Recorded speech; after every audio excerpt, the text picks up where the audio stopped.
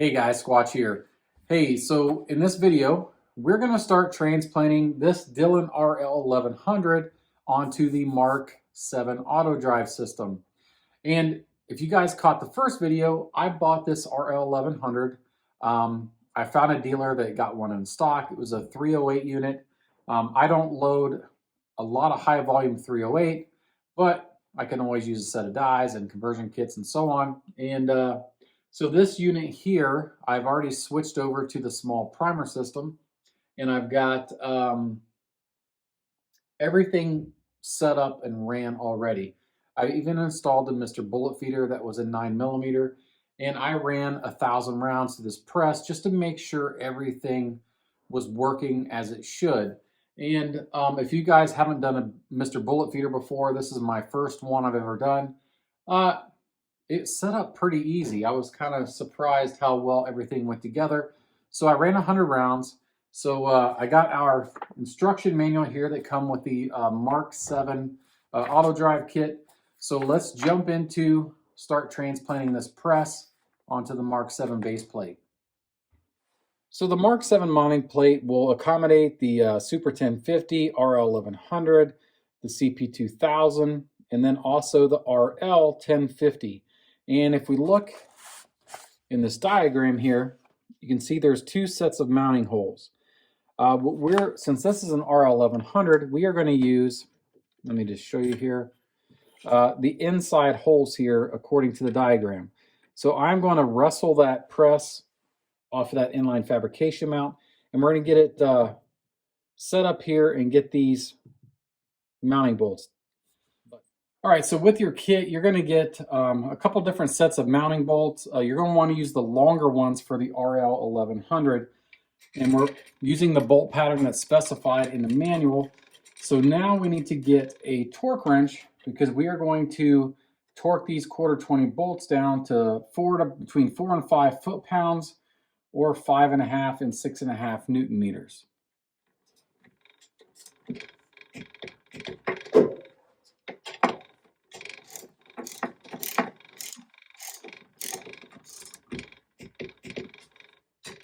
All right, so now we're going to get our drive, or not our drive sprocket, but our sprocket mounted up here onto the shaft where our roller handle comes from. And for the RL1100 series presses, there is a hole at the top here with a detent in it, and that is going to be the detent that we will need to mount for the RL1100 series. The 1050 mounting hole will be to the left of it. We're also going to need this bar, and one side is flat, and it is going to mount just like so where our roller handle was, and we're going to want this flat side to button up against this pulley. And we're also going to need mounting hardware here. These are 3/16 Allen key bolts, and we're going to get those kind of hand tight right now. So what I'm going to do is go ahead and insert the shaft in place, and then make sure I get that detent upright and line it up with the shaft. And then go ahead and take one of our mounting bolts and find the hole on the other side there, perhaps. There we go. And then just go ahead and get those started, because we're going to have to torque those down to spec as well. So I'm going to find out what those specs are, and then we're going to get those snugged up and see what comes next. All right, we're going to go ahead and conform torque on those two mounting bolts there. Now in the hardware kit, this is our old set screw that we took out of the end of that shaft, and included with the Mark 7 kit is a much longer set screw. So we're going to go ahead and get that started into the end of the shaft on the RL1100. We're going to take that in until it bottoms out, and then we're going to go ahead and torque that down between 5.5 and 6.5 Newton meters. Just like so. And now we're going to install the cover and then the bolt on the end there. All right, the next thing we want to do is go ahead and take our aluminum cap there and then a 3/8 nut that's provided in the kit. And now we're going to go ahead and torque that down. Same specs as all the other hardware.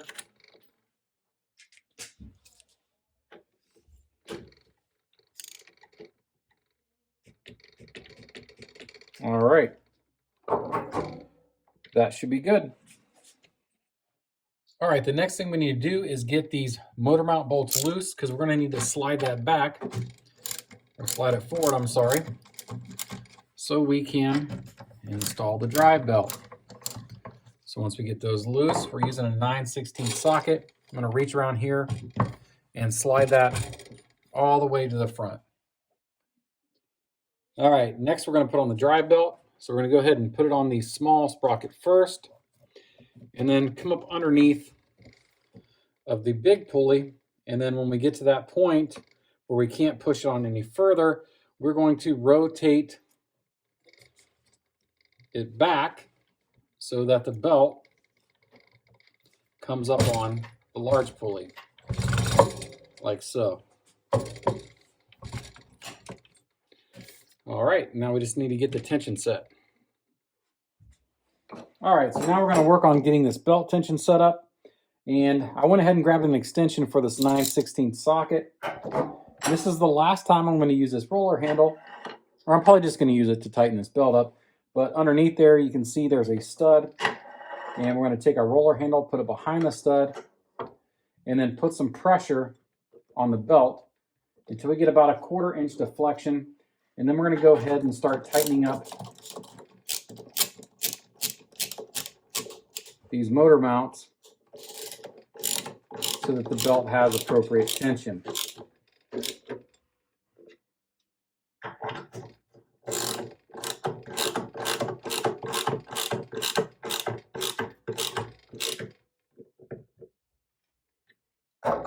And again, about a 1/4 inch of deflection is all we're looking for. All right, so now we're going to go ahead and get this belt guard on here. And in the kit, there's 3 aluminum spacers. They're threaded on both ends. And we're going to thread those into the 3 holes here on the base plate.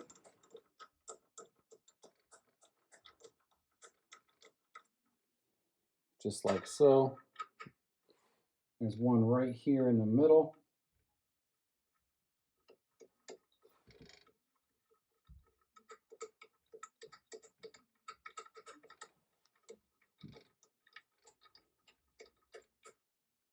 And then one on the back here.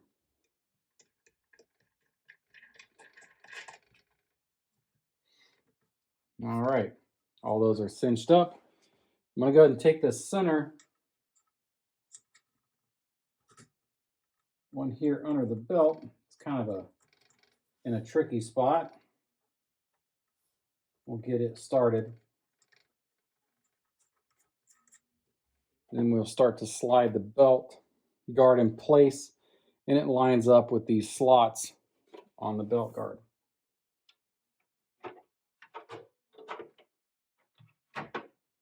Just like so. We'll take our little thumb screws there and get that buttoned up.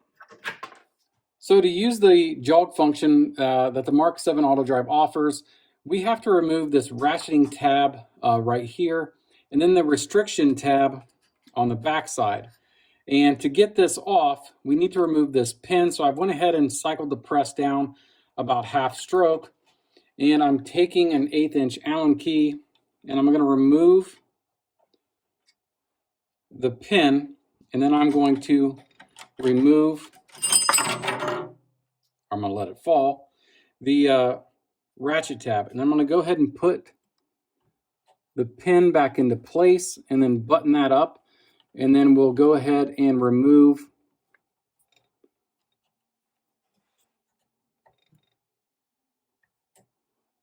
this restrictor tab here.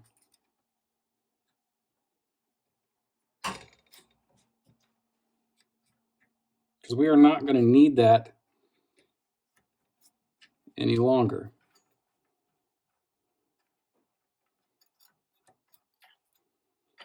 So we're going to take that off and then go ahead and pull out the restrictor tab and the spring. All right, guys, so we completed kind of step one here, getting our roller handle off. We got the press mounted onto the Mark 7 Autodrive plate. We've got our belt guard on. We got our belt installed, and we had to remove some parts from our RL1100. First off was this ratcheting tab, and then also the locking mechanism for the ratcheting tab. And the reason we had to do that was so we could utilize the jog function of this system. So in the next video, we're going to work on getting the tablet installed, doing some wire management, and then calibrate the press with the Mark 7 system. So stick around for that video. If you haven't already, please subscribe to the channel. That way you're up to date on everything that's happening right here on this RL1100 automation series. If you have any questions, feel free to hit me up on my email, squatchreloading@gmail.com. You can find me on Facebook and Instagram as well at squatchreloading. If you want to support the channel and what we're doing over here, find us at Patreon. That's patreon.com/squatchreloading. But until next time, and I cannot wait to keep moving forward on this project. It's going to be a lot of fun. But until next time, guys, God bless.